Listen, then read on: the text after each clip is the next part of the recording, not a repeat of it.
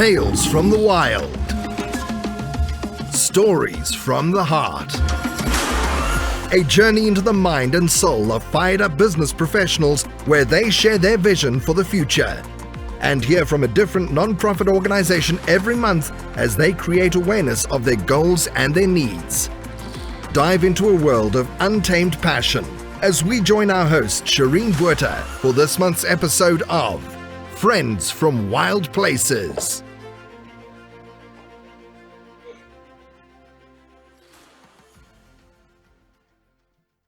Hi, good day, goeiedag professionals. Shireen here. I am your virtual bookkeeper and QuickBooks advisor from Shireen's Bookkeeping Services. Did you buy secondhand machinery for your business and need a couple of new parts to get it running smoothly? Or did you buy an old truck for your business that needed a new engine? Those are fixed assets that need to be added to the books, but the amount you put on the books is after all the fixer-uppers that get your asset to the intended purpose. Not your purchase price of the asset, but rather the price after all the costs before it becomes useful in your business. For more tips and tricks, call Shireen's Bookkeeping Services today. And if you want to know more, go check me out at www.shireensbookkeeping.com and take one step further and hire me as your bookkeeper and keep your books clean. Awesome. Well, welcome everybody. Thanks for listening in from anywhere that you are. I appreciate all your support, and I'm very excited to introduce my co-host to you today. It is Rick Copley. Welcome, Rick. How are you doing? I'm doing fantastic. I'm happy to be here. Happy to be inside. I live here in Central Florida, so it's hot as can be outside. So happy to be here. Happy to share. Happy to just kind of talk to everybody all around the world here from your podcast. Awesome. Well, thanks. You are so welcome here. So how Rick and I met is through BNI. Surprise, surprise. And his chapter name is BNI Golden Triangle. And you guys have heard me speak about BNI over and over again, and how I think it's so beneficial to business owners to be a part of a networking group. I mean, Rick, the listeners have heard me say how it grows you as a person and grows your confidence in public speaking. It's an amazing way to grow relationships and to grow your business, and so much more. So I think they're done listening to me, and I would love to know what is the one thing that you love most about BNI, Rick? BNI is has such a great function for a business owner, because it really focuses on what we often don't see from business owners. A lot of times people in business oftentimes just work. They sell stuff, they make stuff, whatever. But the reality of it is that most of our best sales or most of our best customers come from networking and growing relationships with people. And BNI has such a knack for being able to teach people the right way to do it, right? And to connect people and hold them accountable. And I can't say enough about BNI, and I'm super, super proud to be part of BNI. And it's really, BNI is really for people that are on that, I don't want to say upper level, but it really is people that kind of think with the higher mindset, right? And if you're serious about being a business owner or serious about sharing what you have and developing relationships, highly recommend BNI. I'm sure you've said it in the past, but I can harp on it all day. But yeah, BNI is definitely worth it for me. Right, that's true, and thank you for sharing that. So if there are any business owners out there and professionals that would like to join a networking group and not sure which one they would like to join, you are more than welcome to come and visit. My networking group is called High Performance Referrals. We are a permanently online group that meets every Tuesday at 7 a.m. PST time. And if you are a business that can work from anywhere, or you are a business that's in the Bay Area, California, and you would like to come and visit, you are more than welcome. We have a couple of chairs open and available of which there is a lawyer and a CPA, an enrolled agent and architect is some of the few, but that doesn't matter. If you want to come and visit, please email me at shireensbookkeeping.com, or you can go straight to the website, High Performance Referrals website. It's too long for me to regurgitate to you over the mic, but I can go ahead and put it in the show notes for everybody. So you can find it there, or you can just Google High Performance Referrals and the website will come up that way. But yeah, you can also email me as well, or if you're watching on YouTube, put it in the comments below and tell us a little bit about yourself and that you are wanting to come visit. We would love to have you. Rick is owner of the Fit Life Meals in Eustis, Florida. So I'm excited to have him on board with me today. And I most importantly would love for everyone to hear his story. And he's going to definitely share now. I just want to start off with an awesome quote that I read the other day, and I thought it'll be quite applicable to many of the things we're going to be discussing today. And that is, success consists of going from failure to failure without loss of enthusiasm. And that's by Winston Churchill. So I'm excited to hear your story, and I'm sure the listeners are as well. So Rick, please let us know from the background of how, you got to where you are and you opening the business and the ups and the ebbs and the flows that went with that to where you are today. Go ahead, share with us. Lots of failures and not a lot of loss of enthusiasm, right? Right. So, I guess a lot of people when we're younger, right? We feel certain things and we go in certain directions. One of the things that I always did is I was always an athlete, and I always wanted to compete. And I was like, I got drawn and pulled into that, high school, college, all that. That's kind of like for me, that's a fitness, it's a personal, it's what I like to do. From a work, right? We all have, when we were younger, we go get a job, right? I worked at Pizza Hut and various other places, sorting mail. We have to make money. And so for me, as an athlete, I was drawn to compete that's my physical thing. When it comes to working, I was drawn to wanting to lead or wanting to kind of do my own thing. I didn't know what that was when I was younger, but I did have a father who was a mentor of mine, an amazing man who was a business owner. And I saw him as a business owner, and I always kind of thought like that was a good lifestyle. I enjoyed the process of seeing him work hard to earn and at times struggle because it was his responsibility, right? And so that was kind of always what I felt I was going to do. And so I tried different businesses when I was younger, had many businesses. I tried to open a gym, or I did open a gym. I tried to buy another gym. I opened a gym, did various things, started a painting business. All the businesses that I had when I was younger, meaning before I started the one I have now, I don't want to say they all failed, right? Because that's not, you never really fail. You learn, you have experiences, but I didn't have the level of success that I always kind of envisioned for myself. And I kind of always had to start over, which is fine. And I certainly didn't think when I was younger that at 49, I'd be washing dishes all day Saturday. And as I was explaining before we started recording that I've been washing dishes and cooking food all day today because the business I own, the Fit Life Meals, set every record that we keep track of for our delivery, our meal orders and deliveries, everything this weekend. So it's been a crazy hard day, and tomorrow is going to be even harder, but that's okay. I'm totally fine with that. I love washing dishes all day. Awesome.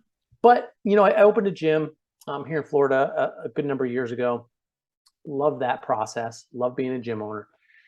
But the kind of gym that I owned, it was called a boutique gym. So basically what it was, a higher membership fee, less members, more service. It's a great philosophy. It's a great thing. I loved it. It's just super hard to kind of make money with that, something like that. So we were kind of always struggled a little bit financially, which I've never had like a high lifestyle expectations, right? I was never into big cars, big trips or anything. I was perfectly fine. I was loving my life, coaching people, doing all that. That was great. So my wife and I owned that gym together. But there came a time when the gym wasn't paying the bills. And you never had that experience. I'm sure everybody's had that. And talking to the audience, we've all had that time. We're like, okay, we're doing something, but it's like, is this working for us? Don't we want more, right? Yes. My wife, Teresa, so we've been married for almost 11 years now. My wife, Teresa, loves cooking, and she always loves meal prep. So I can remember, night after night, we go to the gym, we do our thing, we teach class, we work out, driving home. She was always on her phone, just trying to find recipes, like looking up unique things to make, right? Because she loved it. She loved cooking, loved doing all that. So one day, one of our friends, as a matter of fact, a former business partner in the gym, said to Teresa, hey, could you do me a favor? She's a teacher. Could you make me lunches for next week? I'll pay you $50. You make 5 lunches for me. Teresa flew into it headlong. She loved it. She planned it, designed it, made great, got these containers, and it was great. And we thought about it. And I've always been a business entrepreneur. I'm like, I wonder if we could do this as a business, right? But this was like 2014. I think it was like 7 or 8 years ago. And so that kind of idea was in our mind, but nothing happened. So fast forward to 2018, early 2018. Financially, we had another business that had done well, but wasn't doing as well. Okay. We were in a position where, and again, talking to the listeners out there who's had to do this, you got to get a part-time job, right? Kind of fill the bill, pay the bills. And that's what Teresa had to do. Right. So she was cleaning carpets for a friend of hers. And at first it was just a few hours a week, but then after a couple months, it was almost full time, and she hated it. So we got to a point where we say, okay, remember the meal prep thing? Let's do it. So we had a moment of hey, let's pull the trigger and let's get it done. So I went online, I ordered some meal prep containers. I ordered containers, and they sat right over there in my living room for about my office for about 6 months. Awesome. Again, it was when you want to do something, and there's lessons and everything, but when you want to do something, you really need to go at it full force. You need to be behind it mentally, physically, and we just weren't at that point. A few months later, finally that level of disgust, right? That level of okay, we're done with where we are in life, hit a breaking point. And I said, you know what? Make a menu, make some meals. I'll make a website. And we did. And I did. So we just put it out there. And so we owned it. Like I said, we owned a gym. So we're like, hey, we're going to do some meal prep for some of our gym members. We had 30 members of the gym. We figured a few people order meals. We'd have a little side hustle going, right? Nice. So I put it on my Facebook. And I think the first week, 25, we get 25 meal orders. And I'm like, oh, that's pretty cool. So she did it. This is her thing, 100% her thing. I went hiking with my dog. So did 25 meals and then put them out. And so that was a weekend. It was a Sunday. We did Sunday. She cooked on Sunday, delivered. That was October 2018. So 4 years later, we have not missed delivery of food. Oh, wow. Not once have we missed. So, people talk about family emergencies, which totally get, vacations, this, that, whatever. People have things. We haven't missed, and that's part of our success. And, when you listen to my story, again, those of you out there that think about starting a business or own a business, you're hearing my story, take little things from it. I always try, one of the things I try to do is I try to learn and listen. If there's one little nugget I could take, be consistent with your product, be consistent with what you do. So that was October 2018, started with 20, 25 meals. Next week, we made a new menu, a few more meals, week after week, more meals. Now, after a month or two, we're like, okay, let's do this right. So we went, did the process of the business license. We found a place to cook, a commercial kitchen to use and rent, and et cetera, building, learning, right? So we didn't start with an idea of having revenue of, $6,000 a week, right? Which is our max week. And that was this past week, or $20,000+ a month. We didn't think about that. We were just like, hey, we did 20 meals this week. Let's do 25 meals next week. Let's increase. So we got to a point where we were getting more efficient, learning as we went. Again, there's no manual for hey, let's have a meal prep business that dominates your region, right? Let's start it out of your home and let's kill it. There's none of that. So we just kind of took it one step at a time. We figured out pretty quickly that we had a service that people enjoyed, right? And so we focused on customer service, doing a really good job of customer service. I'm one of those people that knows a little bit about a lot of things. I've always been an entrepreneur. I knew how to make a website, and how to take in money, and how to do the basics. She knew how to meal prep. So we took those two skills together. And that's another thing. If you can find a partner that can work with you on that. Right. So we started doing that, building. We got to a point where we were, I don't want to say we've ever struggled. We've never struggled. We've always worked hard. We've always worked harder than you could imagine working, getting up at 5 o'clock on Sunday for 4 straight years. And, working some nights it was 8 o'clock we're finishing, it was just long days, no breaks, go. But we got to a point where we were trying to hit a number, right? You know how you set business goals, and business goal is this: 500 meals in a month. That was the goal. So we had done 125 in a week, and that was our max week. And so, and for like 6 months straight, we couldn't hit that 500 mark. We're trying. And then something happened, and something that we all remember, and we were all there. It's one of those things, where were you when, right? COVID. My gym got shut down, right? And so here's what happened to my gym shut down. And maybe some of you have this experience. My gym shut down. So what did I do? Got a bunch of puzzles, right? We're like, oh, I can't go to work anymore. I can't do anything. Got some puzzles, just sat around the house, watched some movies. But that lasted for a little bit of time. And then I said, wait a minute. We have this business here that can really serve a lot. And we're not being affected by COVID. Sure, buying food was a disaster. And it was crazy. It was hard. But we're just going to focus the business. We're going to grow. So within 3 months, we were doing 300 meals a week. And we were growing, learning. I decided to invest everything mentally, physically, emotionally into the business. Right. Working harder than I would ever suggest anybody work, right? Doing more with everything. And we got to a point where we outgrew going to a commercial kitchen. We said, fine, we're going to make our own commercial kitchen. So we opened up our own commercial kitchen here in town. We didn't have to drive for an hour anymore to the city of Orlando.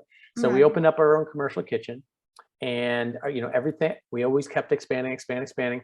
Now we've been averaging 500 meals a week, right? Out there, getting 500 units of salads and foods and family meals and fruit cups, all these things. And this past week, when I say this past week, I mean literally right now, today, 647 meals. So now we have a system where it takes us 48 hours from 7 o'clock Friday, 7 o'clock Sunday. Us and our crew, we have several employees too. We have delivery drivers. We developed this system. We get hundreds and hundreds of meals out to our customers. One of the things I'm proud of, and I'm proud of a lot of things with this business, because we've really put a lot into it. And Google my business, or Google reviews, not one negative review. Facebook, not one negative review. Nothing but positive vibes out there. And the last 3 weeks, we set lots of records, but one of the records I'm probably the most proud of is new customers. We're getting new customers every single week. So I started a business in an industry that didn't exist really. There was some companies out there doing stuff, but most people, certainly in our area, hey, how can I find meal prep? Now, if you type in meal prep near me, we're the only one that comes up. There's some others. I shouldn't say we're the only ones. So we're the only big ones. There's some small restaurants that do some catering meal prep, but we do it. We have developed a business, and it's like all hard work, But we've been very consistent. We've been smart. We've tried, we've really focused on our customers, focused on product and customers first. And when you do that, again, lessons and everything, right? You focus on your customer service, focus on the quality of your product and your systems. I say that there are 3 P's: the product, the process, and the people, right? You have those 3 things. You focus on those 3 things, and then the profits come. The P, you don't really think about the 3, the 4th one comes when you need it. So we've been able to create a profitable business by doing that. So one of the reasons we joined BNI is that I was at the point in my business where I was ready to level everything up, right? So we now own our own kitchen. We have the capacity to do more. So I wanted to create more connections, to get out and talk to more people. And so, one of the things with BNI, and kind of getting back to what you said earlier about, hey, BNI is a great organization. BNI, one of the drawbacks, and it's not a drawback, but people think of it as, there is an entry fee, right? So you got to pay money to be part of BNI. Yes. But when you do that, it's like anything else. You pay money to do anything, it raises your level of what you're doing. The service is more. It's free to walk 10 miles down the street, but if you pay for a car, you can have a car, right? You get there quicker. So I earned my money back in BNI in the first 6 weeks, and I've now earned 50% more than my initial investment in the 6 weeks since then. So I've been part of BNI 3 months. So I did that. There's lots of other little things we're doing, just advertising, but really trying to level up my business, because And again, I'll kind of finish with this. Is like one of the things that my wife and I have done is we've kind of, I don't want to say there's an end game. There's never an end game, right? But we kind of have a vision where we want to be at a future date, both professionally and physically. And so in order to get there, we have to, they're puzzle pieces, right? It's like anything in life, you need pieces to your puzzle. And so we know what those pieces are. And one of those major pieces is this business. And so in order for us to get where we want to get this business to the point where it's just a great business, profitable, and we can, servicing a lot of people, and there's a lot of value there. So that's kind of my story. I'm proud of a bunch of things in my life. Well, first and foremost is my amazing wife. If you ever, those of you that follow me on Facebook, if you're watching this, if you want to follow me on Facebook, please feel free. You'll see pictures of her all place. She's amazing and stuff. So proud of my wife. I'm proud of this business. I'm proud of my son, who's a nuclear engineer in the Navy. And, it's just going into that second half of the first century of my life, right? And I'll be turning 50. Is, I'm looking back and proud of certain things. And I'm proud of all that, but I'm also looking at the future and wanting to be proud of what happens in the future too. So I'm working hard and I'm thrilled to be here. And that's awesome. And thank you so much for sharing that. And the fact that you are almost 50 and, you've been through multiple different businesses and changed your career a couple of times. And now you're in the food business and doing a great job. Crazy how that works out, right? It's fantastic. It's such a victory story, and I like that. And the fact that you had to go through a couple of failures, and failures are not a bad thing. They are lessons learned, and you just started using them as stepping stones, and then get to the next one, and here you are. So thank you for sharing that with me. I wanted to know the difference to you and the other food prep businesses that are out there. That's a wonderful question. And the answer is a little weird because I don't know. So that's the answer because here's why. The best way to develop your uniqueness in your product or service is to have uniqueness in your product or service. Right. If you look at other people and what they're doing, then you're all of a sudden you're second guessing. So you're looking at meal prep company down the street going, wait a minute, they have whatever, maybe I should have that, right?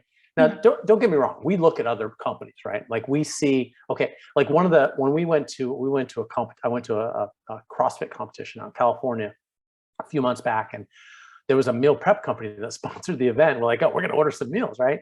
And so one of the meals that they had, we just copied. We told them like, hey, we're going to copy this meal because it's great. And there's one of our more popular meals now. So we do look at things like that. But I can tell you that like, when I look at, there's a couple of bigger companies in the area, I know they exist. We were at another competition, bought food from one of the other ones. We know they're there. We tried them. It was great. So we see some of the things, but I don't want my business to be compared to other businesses, nor do I want to look at what they do and say, oh, I'm going to do that better. What I'm going to do is I'm going to give, it's like the old adage, right? Have you ever heard this, right? Like, okay, raise your hand as high as you can. And then you say, well, raise it higher. It's like, wait a minute. I thought you were supposed to raise it as high as it could the first time, right? Right. So what I want to do is, and I actually did a training on my Facebook about this recently on my YouTube channel, is not reach my potential, right? And I think people get the mistake. Get that. That's a mistake a lot of people make in everything. Here's my potential. Like I talk about weight loss. My weight loss goal was this, right? It's like, okay, what if you reach it? I don't want to reach my potential. I want to continue to strive towards my potential. So I want to have a business like, okay, I'm doing 647 meals a week. There was a time when, and that's kind of how we measure a meal unit is like a fruit cup or a family meal. It's just a unit, right? It's how many labels I make. That's how I printed 647 labels. But there was a time when we had just hit 100. We're like, whoa, 100. And we threw out the number 200. And my wife and I, at the time, I think it was just us. I may have had one person helping us, but we can't do that. 200 is too many. We're going to have to. There's just too much, right? Right. So there's always there's no, like if we would have said back then, okay, 300, that's the max we could ever do. That's our potential. I never want to look at that. And you never should look at that. You should always say, okay, When people ask, how many meals can you do? More. We could do more. And so Right. that's what we're always kind of looking for. So if I'm looking, okay, this company's doing 1,000 meals, this company's doing this, I don't want to see that because that's not me, right? I want to just I look at my business and I want to stand out from my business. I want to better myself. So I want to look in the mirror and say, okay, I want to be better there. So again, I always focus, and I think all businesses are different, but we all have this. We all have people, right? So we all have customers. We all have a product or service, and we all have a process. We all have systems, and I'm always looking at those things. And I don't do it with blinders on, Shireen. Like I kind of do, I kind of don't. Like I don't do it with blinders. Like I'm just gonna do my thing. I'm not gonna care about anybody else says or does. Right. But in a way, I do, because I want my systems to be better. There's certain things, like I'll get people that are email me, cold call, whatever, regarding a website or a packaging system, or whatever. And I oftentimes will look or talk to people because I never know kind of what else I can do to improve myself. When the website was one of the best things. Our website, we have a company that does it. Yeah. I pay whatever X hundred dollars a month. They do it. The best thing I've ever done. The best thing I've ever done. I used to hand do my labels on Google Docs. It took me like 6 hours. It was stupid. Now I have a printer here. I press a button, it just all prints out. I'm like, okay, why didn't I think of that earlier? But again, that's little process things that you learn as you go. And no matter what your business is, you can always learn more of those. So yes, you can watch other businesses. Okay, they're doing this. I'm going to kind of emulate that because they do that well, right? Right. But as far as what stands out, what makes my business better, don't know. Don't necessarily get in the business of comparing. I do look at other things. And the other thing too is in an industry like mine, which is weird, I don't pretend to know a lot about bookkeeping, right? But I know there's probably a good number of bookkeepers out there. So you have to kind of stand out. When you look at my industry, my business, what we do, nobody else does this. Right. So it's a different, what I'm saying? Like it's a different type of marketing strategy. So for me, marketing is more, I don't know why I'm got top of marketing, but I just keep talking. But marketing, to me, marketing is more about educating people that this service exists. Right. It's like, hey, by the way, and people like ask questions like, wait a minute, how much is it per day or something? It's like, okay, no, that's not how it works. You look at order whatever you want. You can spend $100 a day if you want.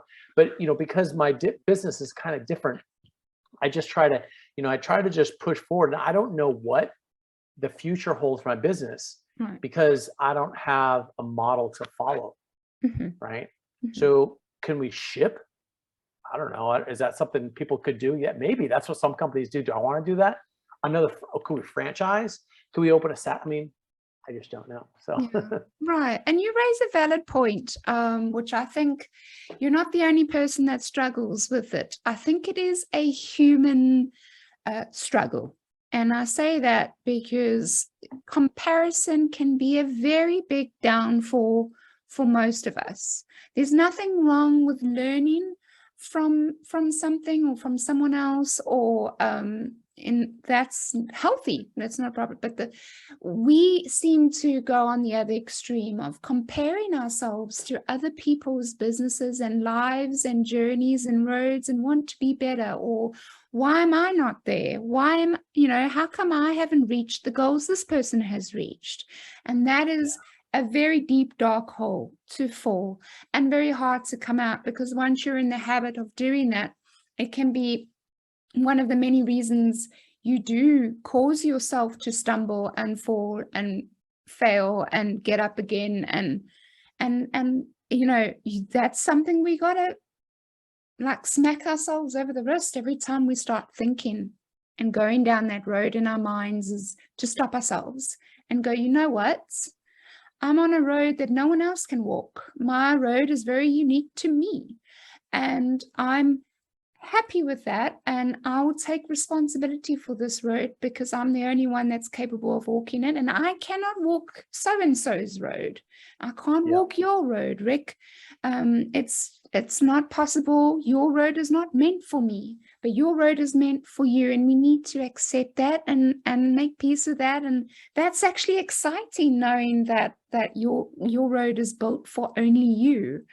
And embrace that, So, what is one of the greatest lessons, Rick, you have learned in starting your own business? every day is a lesson. And I think that one of the lessons, gosh, there's so many lessons in it. And like literally, it's like I'm learning things every day. I think the biggest lesson is really just setting goals is great, right? And I believe in goal setting, but I also believe you need to be flexible with what your future looks like. So when I was in this business, a year ago, I didn't know where I'd be now. So I think the biggest thing, that regardless of where you are, you have to be flexible with where you're going. And I think the biggest thing, and I said a little bit earlier regarding like our numbers, and that's kind of what we keep track of, our meal numbers. We always want to be a little bit better. And I think the biggest lesson there for me is learning how to do that and just to be a little bit better all the time. And so there was a time, and I remember, okay, here's where I want to be. But then I started thinking, like, you know what, I'm just going to work the process, work the system, spend time. One of the things I talk about when I do like lives and stuff, I talk about weight loss and things like that, taking responsibility. And it's like the results, let's look at weight loss. And this one, it's an easy metaphor. The side effect of changing your lifestyle is going to be weight loss, right? If that's your goal. Instead of focusing on weight loss, say I'm trying to lose weight by doing X, Y, and Z to lose weight. Focus on the process, and then the side effect is going to be weight loss. Same thing in a business. So if you're looking, so instead of saying, hey, I want to make, whatever, $100,000, instead of focusing on that, say, okay, today on Monday, I'm going to send out my reminder text to my new customers. On Tuesday, I'm going to send out my, so you have this process. Focus on the process, and then the rest of it's going to kind of come in line, and be flexible with what happens at the end of the process. So that's kind of one of the bigger things I've kind of learned how to do, is really just hone in on that process. The people, the products, the process. Hone in on the process. Hone in on really focusing on the people. And, I could say people, products, process, profit, right? And I never include the profit part, because that doesn't matter. And that's not something you can affect, right? You can affect the things. You can talk to more people. You can improve your processes. You can make sure your product is top of the line, right? You can focus on those things. We had an issue today where we're doing, trying to remember exactly, it was one of the, our employee, our helper was like, I have 2 extra things of peanut butter. I'm like, well, why do you have 2 things of peanut butter? Well, they're supposed to go in the waffles, right? Like, oh, shoot. Well, it's like, well, go find them so that you can make sure that they get them right, So I want to make sure focusing and getting those things right. So that's, when you talk about lessons and whatnot, every one of our businesses is different. But for me, at the end of the day, the most important lesson I've learned is to really focus on those things, and then profits, which is obviously the goal, is the side effect of all those things. Does that make sense? Yes, 100%. Yeah, no, that's awesome.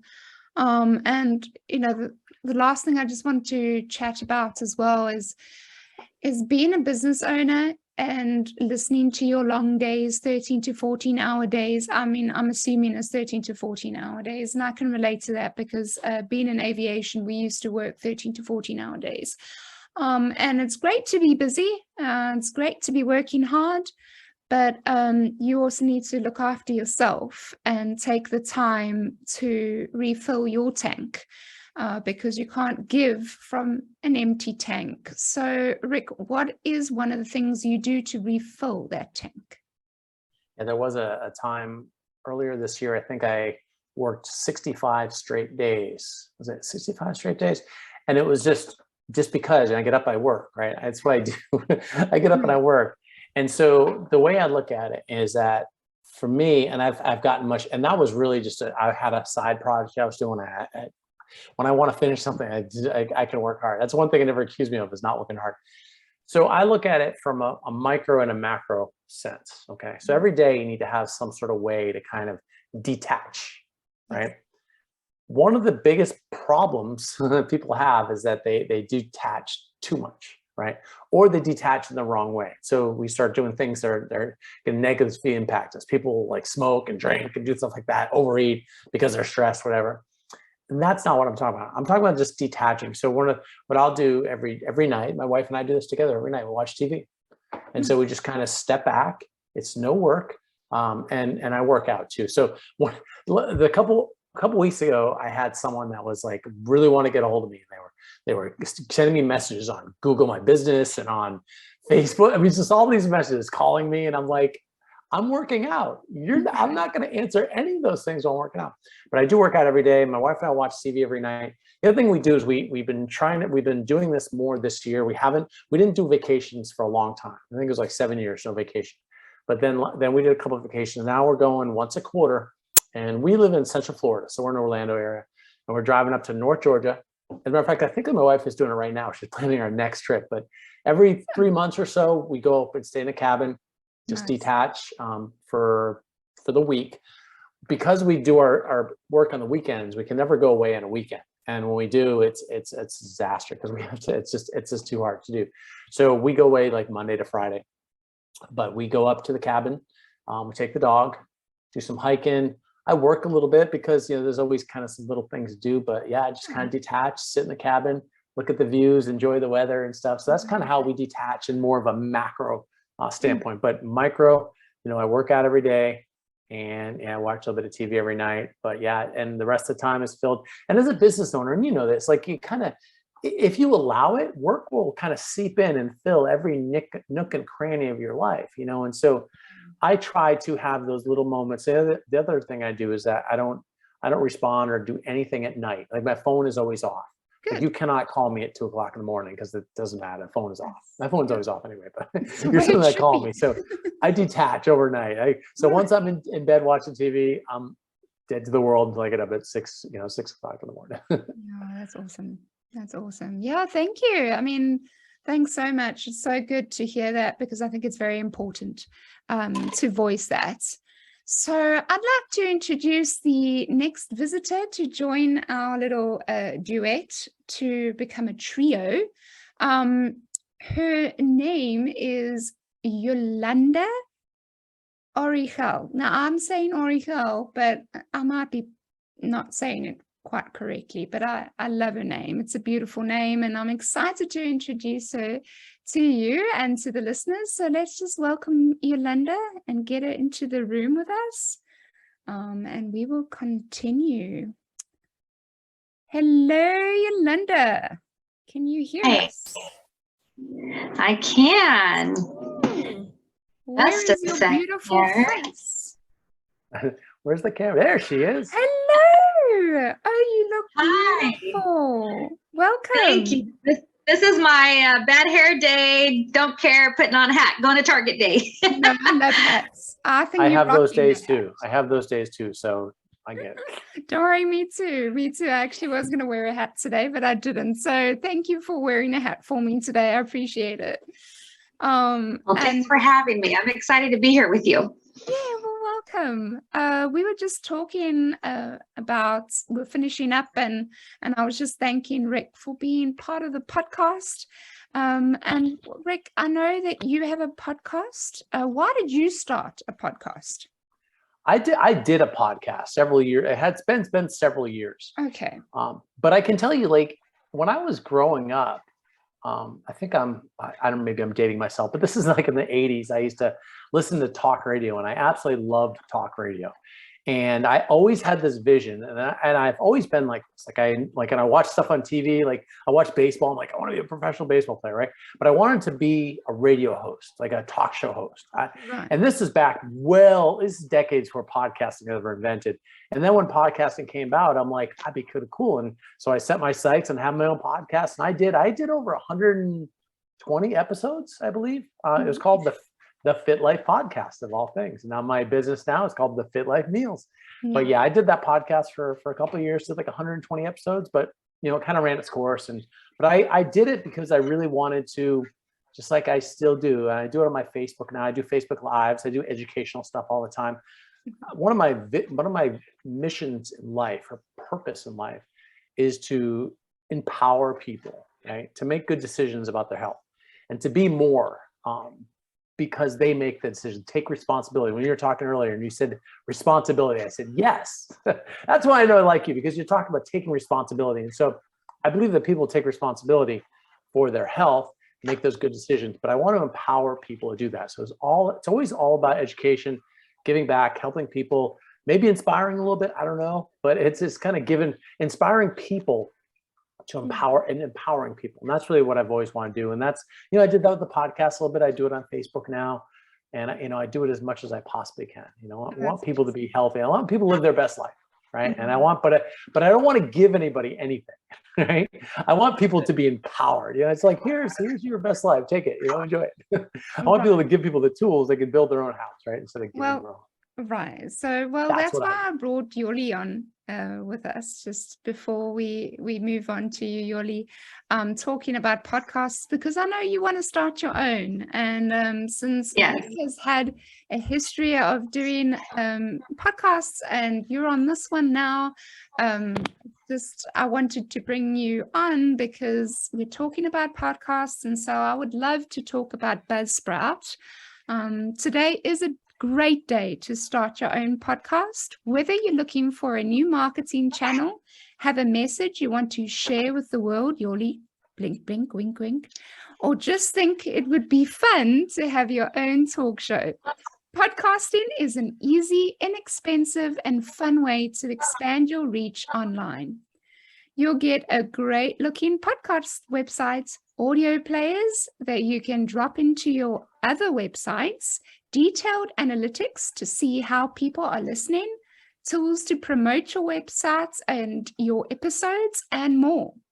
Following the link in the show notes lets Buzzsprout know we sent you, and it gets you a $20 Amazon gift card if you sign up for a paid plan. It also helps support my show. So Buzzsprout's the easiest way to start a podcast. So I just wanted to share that with you, just to, if you want to find a very good platform, Buzzsprout is good with that. So, awesome. Thank you. Yeah. Well, Yolanda, thanks so much for joining us. Yolanda is also part of BNI and part of a chapter called Beach Cities. And I just wanted to first ask you, what's your favorite? I asked Rick this already. So what's your favorite part of BNI? Oh, gosh, the relationships. That's easy. Right. Building those wonderful relationships with people with many backgrounds, many passions that all come together, of course, to promote their business. But the bottom line is it's that human connection that really makes people tick. And, if you can grow your business from that, then that's just gravy, right? Exactly. And that's one of my favorites, is building relationships as well. So that's awesome. So Yolanda is executive director and founder, as well as a cancer warrior herself. Her business is called Cancer Kingship, and it's found in Newport Beach in Orange County. So again, so good to have you on here, and I'm super excited for all the listeners to hear the next story.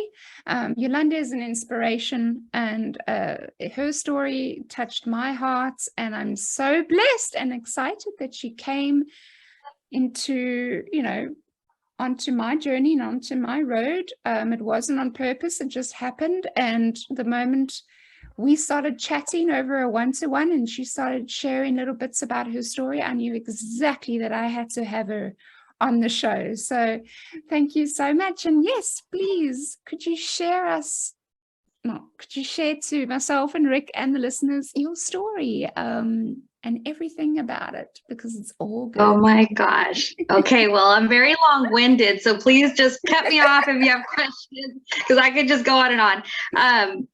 I always start my story by sharing the family side of cancer and how my family has been deeply impacted by cancer. I always start there because that is like the dark elephant in the room that has deeply impacted our family. And then from that, a lot of beautiful things have come from it, despite feeling a lot of loss and sadness and grief.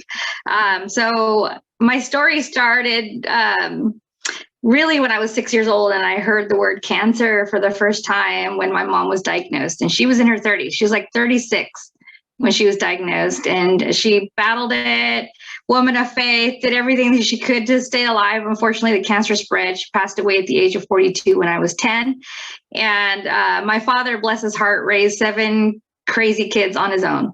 7. And so, you know, we are a loud, rambunctious bunch, and my father's a musician. We always had music and, you know, a lot of joy in our home, but losing my mom really affected us deeply. And we really did lean on our love of music to kind of get through, and lean on the family. Like, the kids were each other's babysitters. My dad worked his tail off, and we powered through. And so fast forward, when I was 31, I was diagnosed with stage 3 breast cancer, found it on Thanksgiving Day. You know, I was getting out of the shower, I was drying off, and I felt this sharp pain in my breast that made me hold it, like, oh, what is that? Wow. And that's when I felt the lump, and I was like, oh my gosh, this is cancer. Like, immediately in my head, I didn't think, oh, it's not, possibly, you know, maybe it's nothing. No, I was like, this is cancer.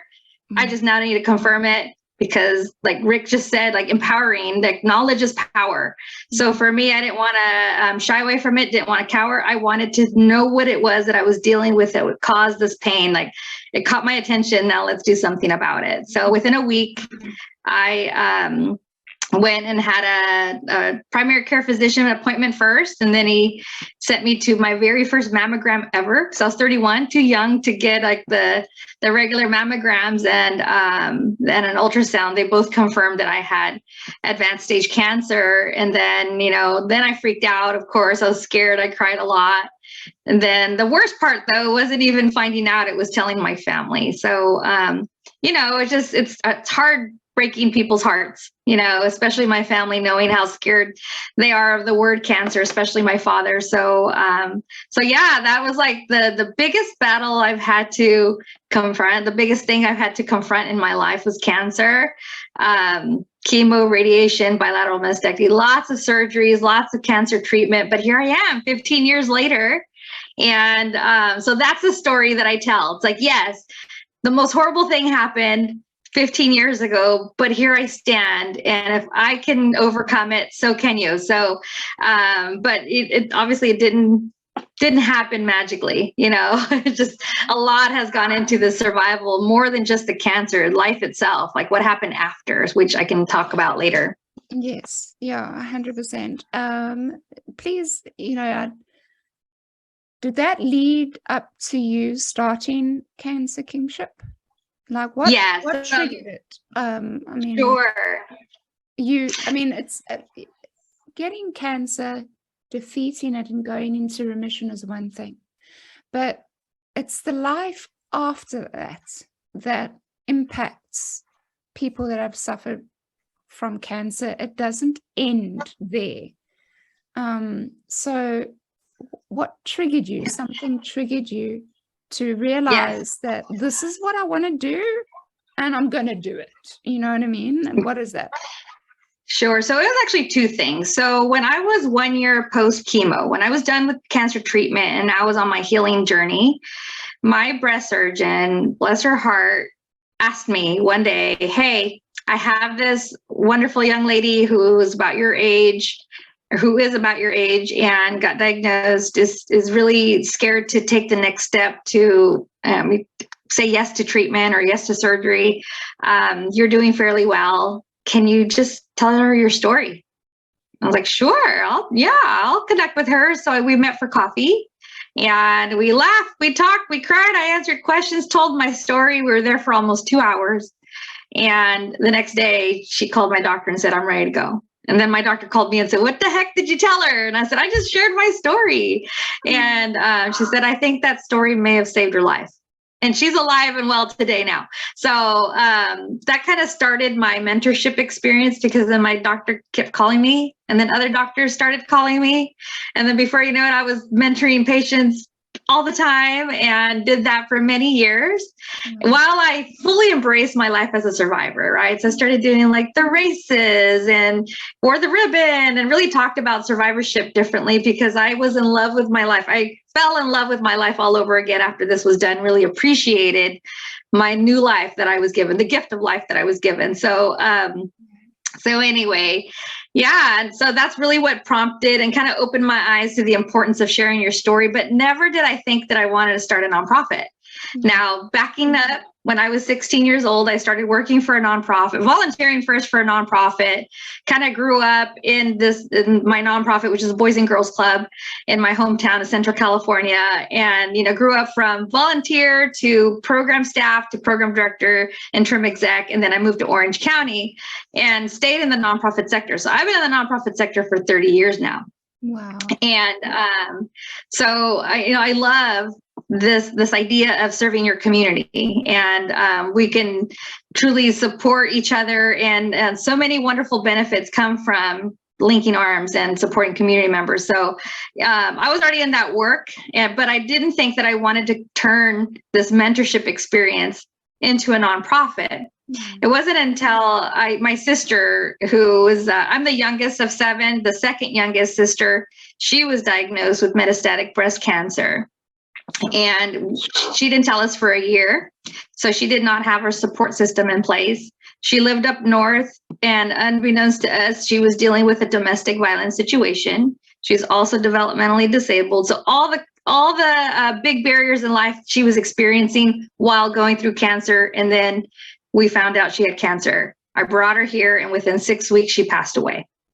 And that loss crushed my soul, crushed my heart. I was so heartbroken over the fact that, here I am, 8-year cancer survivor, mentoring patients, helping patients. They're thriving now, and we couldn't support and provide the resources to my sister. So I felt really guilty, and survivor guilt is something, let me tell you. It will take you down that slippery slope straight into depression if you let it.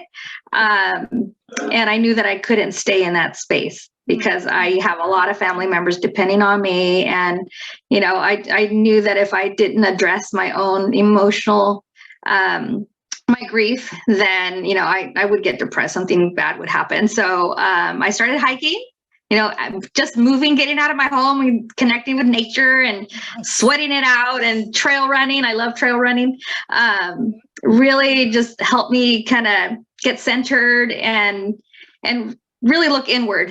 And I started praying a lot. I am a Christian woman. I love the Lord. We talk all the time, the Lord and I, and really started asking, okay, Lord, then why did you save me? Why am I here?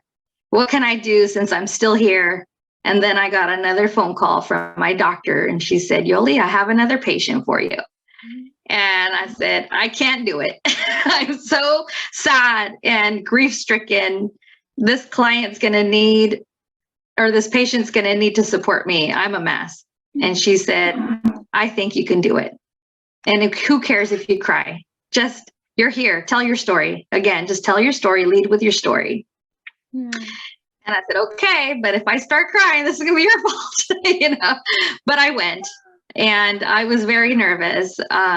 And again, I had this lovely conversation with this very scared young lady, and it just kind of opened my eyes. Whoa, despite being so scared and grief-stricken, I could still help somebody, and gravitating back to the story. So anyway, it was then that I started questioning, okay, well, what can I do with this? I'm asked all the time to support, to be a mentor. So could I create a formal program? Now that is my expertise. I know nonprofits. I help nonprofits grow, strategize, develop programs, measure their programs. That is my jam. I love it. So then I'm like, well, if I teach people how to start a nonprofit and how to make them sustainable, then why can't I?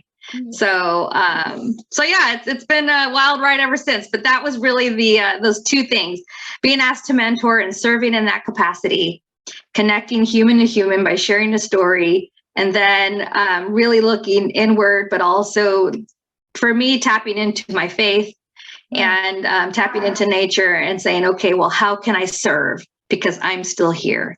So the rest is history. We're 4 years old now. Our nonprofit is 4 years old almost. Love it. And if I could just give that doctor a shake of a hand right now. I mean, she pulled you out of something dark and just said, yay, come on. Yeah, there's patients that need you. Yes, exactly. Get to work, sister, is what she said. She's amazing. Her name is Dr. Carpenter.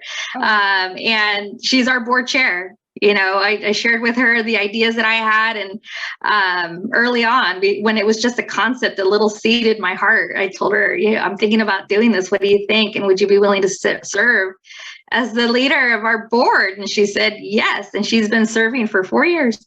That's fantastic. Yeah. I think that's great. I think, there's so much in that story that's just awesome and amazing. And, I think the biggest thing that stands out to me is that we get better inside by helping others get better as well, right? So when we give back to ourselves. It almost like everything we give out, comes back to us in by 10 or more, right? So yes. If you have like something in your life and you start a nonprofit, and I mean, it's not even like something big like what you're doing. If anybody out there can just do some sort of community thing, something to help out, Shireen's doing this podcast and she's putting this out there, and all kinds of people get to hear great stories, and they're not paying, they're not giving her anything. She's not getting anything from it. But what she's doing is kind of giving back to the community, right? And so you're doing your nonprofit. We do stuff too where we're helping other people, and it always feels so good, right? And so I commend you on doing that. And so you've taken a negative circumstance, right? But you've turned it into a gift for other people. And I think that's great. I applaud you for doing that. And I'm definitely curious to hear more about what you've kind of started and what your organization does. Right. Sure. Well, what struck me also, and while I had been serving as a mentor, is that at the end of almost every conversation, the newly diagnosed cancer patient would then turn around and say, well, how did you start doing this? And how can I start doing that when I'm done? Like almost every single one of them. And, I want to help people too when I'm done. And so I think that gives them a sense of purpose too. Like it gives a purpose to their cancer. And so that to me, I'm like, okay. So when I was praying and hiking and thinking about what to do, I kept remembering that question, how do I get to do what you do? I'm like, well, yeah, we need to create a program where we walk alongside a newly diagnosed patient with the ultimate goal of bringing them down this continuum of starting off super scared and worried, anxious, to this hopeful place where then they can now serve and walk along somebody else. And then that person can become a volunteer. It's just a cycle of hope. And so if you look at our logo, it's Cancer Kinship CK, and it has these circles. And that is, I always talk about cancer being a tornado. So you feel like you're like thrown into a tornado and you're spinning around, but there's hope in that, or there could be hope in that mentorship experience. And so that's really where I spend the significant amount of time developing this peer mentorship program. It's called Cancer Connections. And that was the first program that we launched in 2019. So I did launch the org November of 2018 with help from a lot of people. It was like 100 volunteers before launching that I engaged. I spoke with. I had a business coach, several business coaches, actually. I brought in a team here in my home. I was like, let's name this organization. I will feed you and give you wine, but let's name this organization. Let's figure out programs. Let's come up with a volunteer plan. And the idea just grew from there. And when the business plan was said and done, I think it was like 38 pages or 48 pages. It was very comprehensive. But I had this game plan. I had this roadmap. So anyway, Cancer Kinship launched in 2018, November. And then it took us a whole year to raise a little bit of seed funding, secure my board, secure partnerships, and just kind of start spreading the word a little bit that this was brewing, that this idea was turning into something. And then in October of 2019, I had a wonderful conversation with the CEO of my cancer center. And he's like, what are you up to? And I told him this idea, this nonprofit that I launched a year prior, and I'm trying to get it off the ground. And he's like, well, what do you need?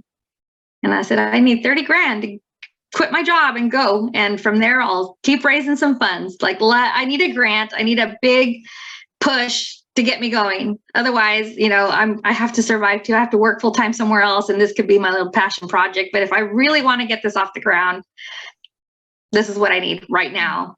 And he's like, well, I don't know if I can find it, but let's see what we can do.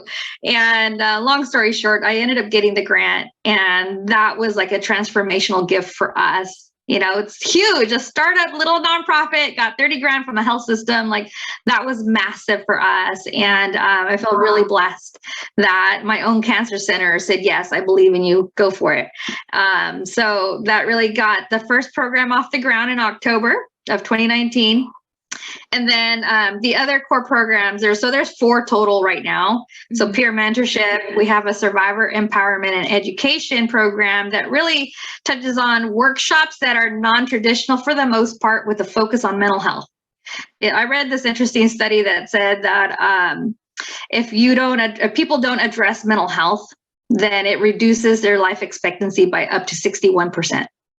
And also looking at suicide and cancer, and that cancer patients have a risk 13 times higher than the overall population during the first year within diagnosis, even when treatment is working, and even if there's a support system in place. And it all attributes down to fear, right? Fear, mental health challenges, not having the coping mechanisms to overcome that fear. And so those 2 statistics really opened my eyes. And, I know how hard I fought to stay alive. So, seeing somebody reach their breaking point where they feel like they can no longer keep fighting or keep going or keep living, to the point where they're thinking about how to take their lives like that, we need to address that. And nobody's talking about cancer survivorship in that way. We look at cancer survivorship, we think pink ribbons and excitement. And yes, there's a lot of that, which is great. But what happens to the people after they're done with treatment and they're left alone? And that's where depression comes in, anxiety, panic attacks, fear, worry, concern, all the things that create an inflammatory response in your body. And then now you're at risk for getting a cancer recurrence. And when it comes back, that's really when it could take you out. Let's just call it what it is. It's a death sentence for many, many people. So we don't want the cancer to come back. So my focus for cancer kinship is to address the emotional impact as a way to reduce cancer recurrence risks, improve their quality of life, so that they can live wonderful long lives and thrive as a survivor. So yeah, that's what we're focused on. So empowerment, education workshops. And then, because I like having fun, I always say cancer is dark and heavy and depressing sometimes. Yep. Such a big challenge. We need to bring fun back in our lives. How do we do that? And so it's by building community, bringing people together, people that have this shared lived experience of hearing the words "you have cancer," bringing them together for fun, engaging activities. But I also say it's my sneaky wellness program, because at the end of the day, I want them to be active. So if we can get them walking, we can get them hiking, go to the beach, get some vitamin D, build community, reduce that isolation, then we're doing a good job in bringing fun back into their lives. And last but not least, this is the program that we launched during the pandemic because of the pandemic, is our community resource navigation program. Because for many, cancer is not the worst thing happening in their lives. Many of them are dealing with homelessness or risk of being homeless, not being able to pay their rent, keep the roof over their head, food scarcity, not having enough food to eat, not being able to put gas in your car. You have to decide, am I going to buy food for my family or put gas in my car to go to treatment? Am I going to, some of them are sleeping in their car. Some are dealing with domestic violence and scared. And so we have a lot of clients that come to us with these huge barriers that are preventing them from focusing on their cancer and cancer treatment, and preventing them from, in many cases, to even get treated at all.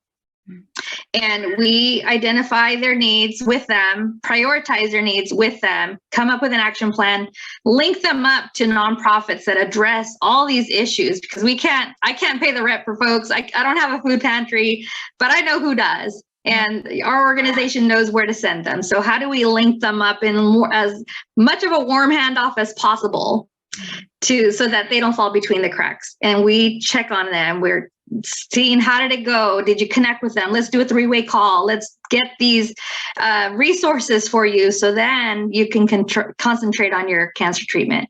And so that program has grown tremendously, very high touch, time intensive, but also for me, the most rewarding. I've seen people that were living in their car and now have their own home and going to treatment regularly and are doing okay, and so it's hardest thing I've ever done in my life, professionally and personally. It's heart-wrenching work. I cry all the time with my clients, but so fulfilling. It is incredible. And we're positioned to grow, going into our 4th year and surviving the pandemic. Here we go. It's go time now we're in a position to grow. Right. And I'm behind you all the way. And I know you're going to do great things in the future because your story is very inspiring. And so my next question is, can people donate or volunteer? Yes, and yes. So interesting. So when you started our conversation earlier, you mentioned, you called Cancer Kinship a business, which I appreciate tremendously because we are a business. And a lot of folks seem to think that nonprofits it's a free program, free to operate, but at the end of the day, we do have operational expenses. We have marketing expenses. We have internet we have to pay for, and phone services, and provisions for meetings and workshops and such. So when people ask, where does your money go? 56% of the money goes to support staff salaries. And we're hoping to raise an extra $100,000 by the end of the year so we can hire 2 more people because we're getting so many calls and I need to grow my team. So almost 60% of it goes to staff salaries and benefits, everything that goes along with it. But the rest is our operational expenses. And so, where people can donate, we definitely accept donations from either corporations, like a sponsorship, if they want to support our program, family foundations, just any kind of foundations that have a grants program. We do apply for grants, but the way that nonprofits can really move the needle are through individuals, people who have income to support and to share with us. And, if they want to set up a recurring gift, that's like an easy way to give, $10 a month adds up really quickly. And those recurring gifts really do help us tremendously. So yes, and definitely looking for volunteers. Now, we did have to pause our Cancer Connections peer mentorship program during the pandemic because we launched that program a few months before the shutdown. Right. And it prevented us from doing outreach at the cancer centers, at least for the first year or so, because they were going through telehealth transitions and we were all just stuck at home. So we tried to do a virtual training. We did recruit some volunteers, but we're going to relaunch that program. So if there are cancer survivors who are listening to this podcast that want to share their own story, and serve in that capacity as a mentor, please reach out because we do have a training program. It's very easy, half-day training program. And then the idea is for us to continue doing outreach at the cancer centers, or if people find us on Facebook or Insta, for example, then we can pair them up and then we can support that one-on-one relationship. So people can volunteer. I'm looking to grow my board from 8 members to 15 by the end of next year. So if people have an interest or have served on a board and are willing to serve on another board, then we can certainly chat about starting out possibly as an advisory council member and then work their way up to a board. So there's a process, of course, but I'm open to ideas.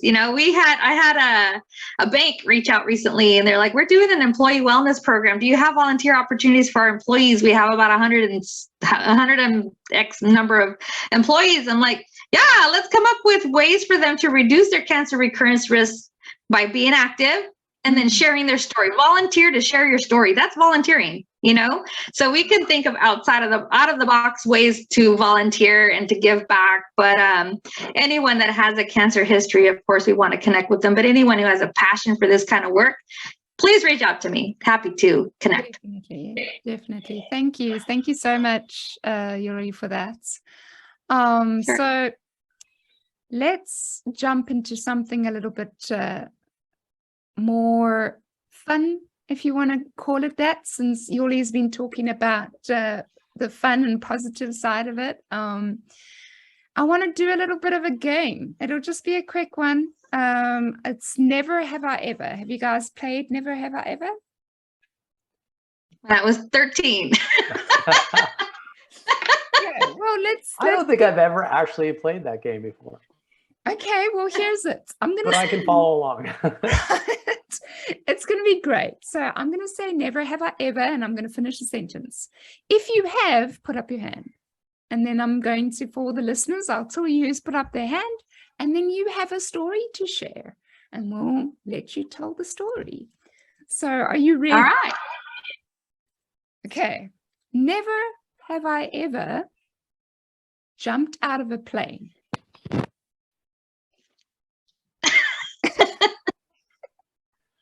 Okay, for the listeners, it's just myself and Yoli with their hand up.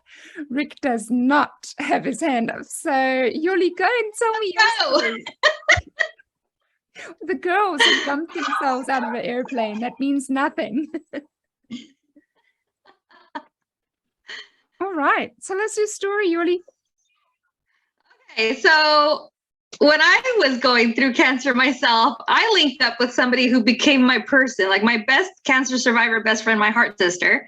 Right. And she and I were the same age, kind of same personalities, same doctor, same everything. Like we were like mirror stories. We decided when we were done with treatment to celebrate my friend's birthday that we were going to go skydiving. We'd never done it before. I've been wanting to do it since I saw my very first skydiver land in a rodeo arena when I was like 5 years old. And I'm like, someday I'm going to jump out of an airplane and do that. But so anyway, I had forgotten about it at that point. And my friend, she's like, let's go skydiving. I'm like, all right. So I invited my brother. She invited her brother. So the four of us went. And we were probably like 2 years post-treatment. Right. We jumped, we were scared. It was the funnest day ever. And we got hooked. So we went back like 2 months later, jumped again. We did so many tandem jumps. It was almost embarrassing because they're like, when are you guys going to go after your license? You know, like quit doing the tandem and just go for it. So, so anyway, my brother and I decided to go after our skydiving licenses and went through the testing. My brother completed his training. It was actually during the time that I found out about my sister and she was diagnosed with cancer, and I went into full-blown care provider mode, and I brought her here to Orange County that I stopped skydiving and then was kind of recovering financially from the craziness of not working and take care of my sister. So I was broke. I couldn't afford the sport. And I have not returned since, other than 2 more tandem jumps that I did for my birthday in Arizona. But my drop zone, my home drop zone is in Lake Elsinore here in Southern California. I love the sport so much. Like it is so liberating and thrilling, and it's just, you learn so many skills. But again, the best part of the sport is the camaraderie, your sky family, you know. So I've made a lot of skydiver buddy friends. We're all a sky family. We still hang out when we can. But yeah, I've jumped I think 16 or 17 times. That's awesome. That's awesome. On my bucket list someday.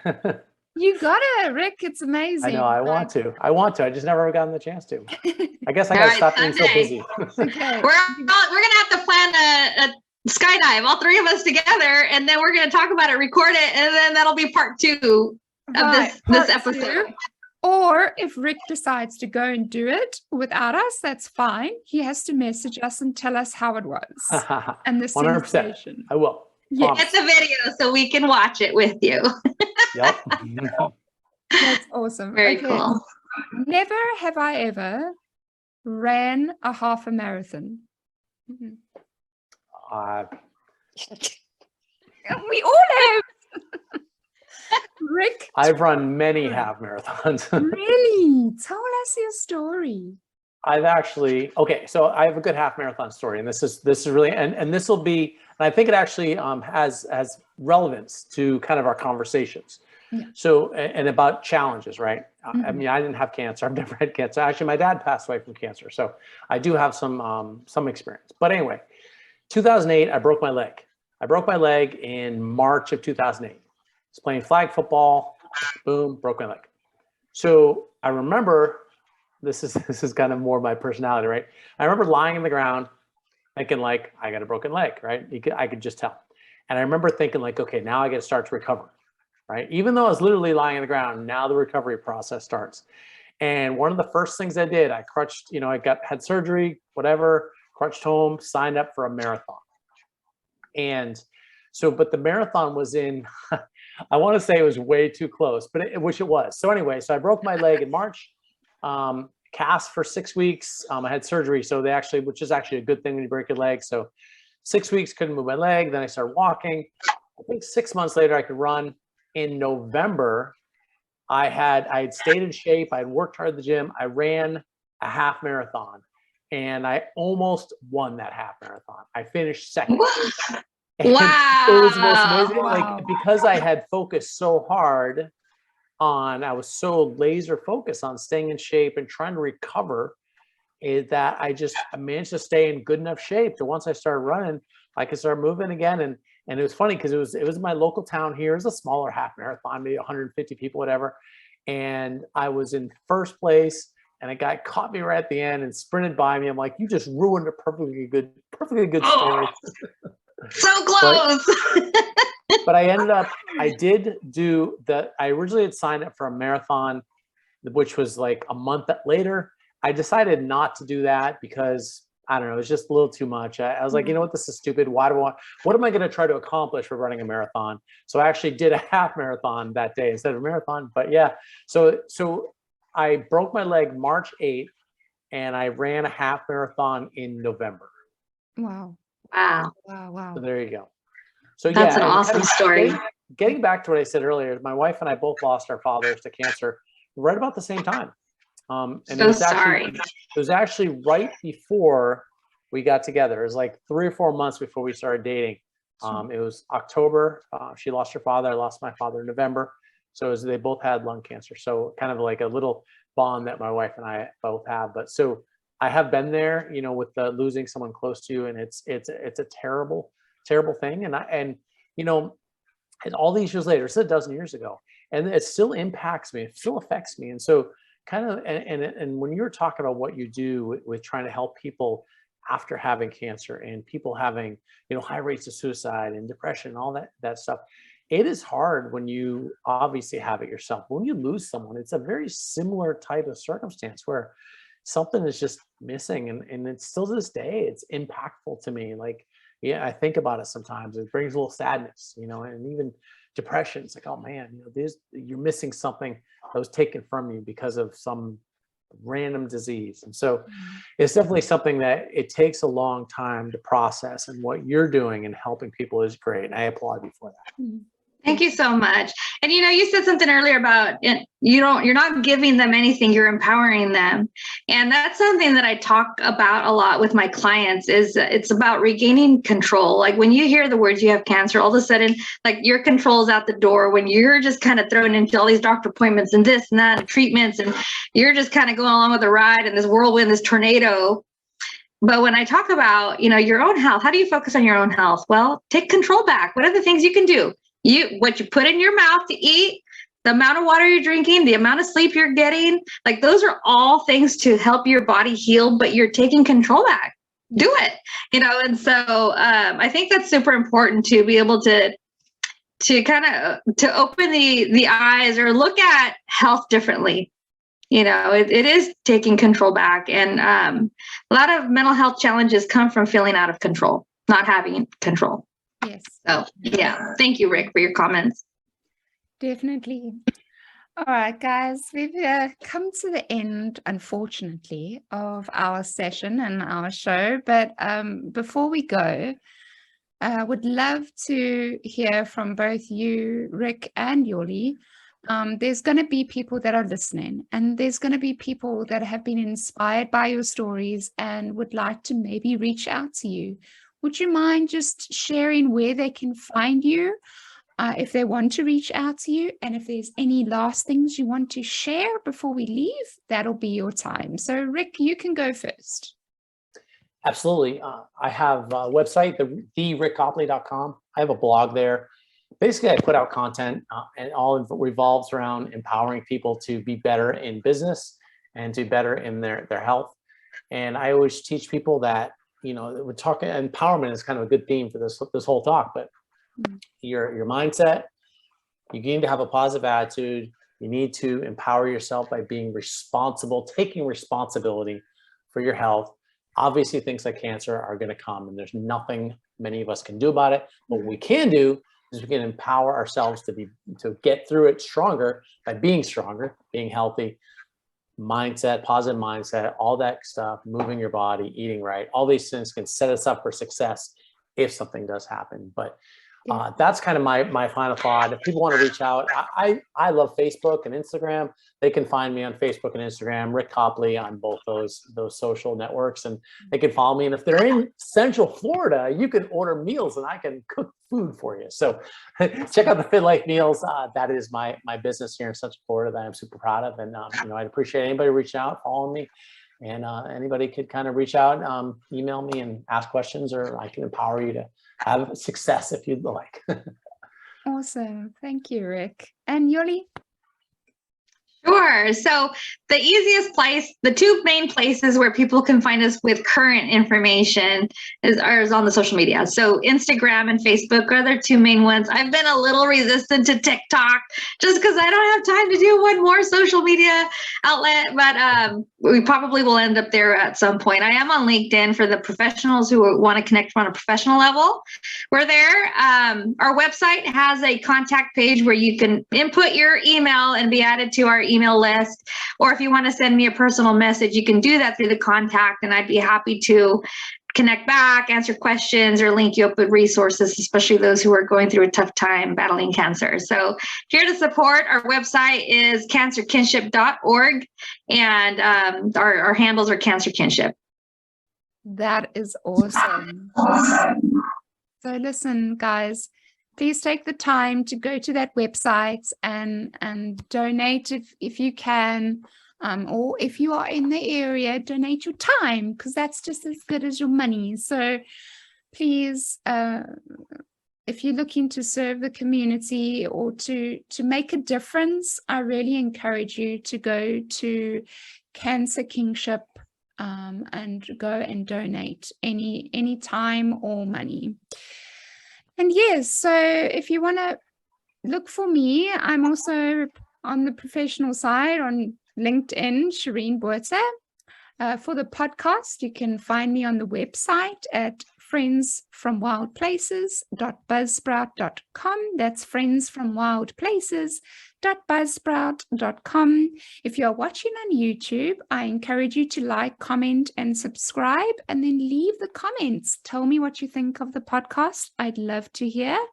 And share the podcast. It's on all the platforms to download. Share it with your friends and family because your support is needed. So thanks so much for listening. And Rick and Yoli, it was such an awesome time having you on my show. And I'd love you back on here again sometime. So thanks so much. And we'll see you guys next time. And remember, you got this, and stay wild. Bye, guys. Thank you. Bye, Shireen. Thank you. Bye, Rick. Thank you very much. See you guys. You've been listening to Friends from Wild Places with Shireen Buerta. Be sure to subscribe to the podcast from the links to catch every episode and unleash your passion.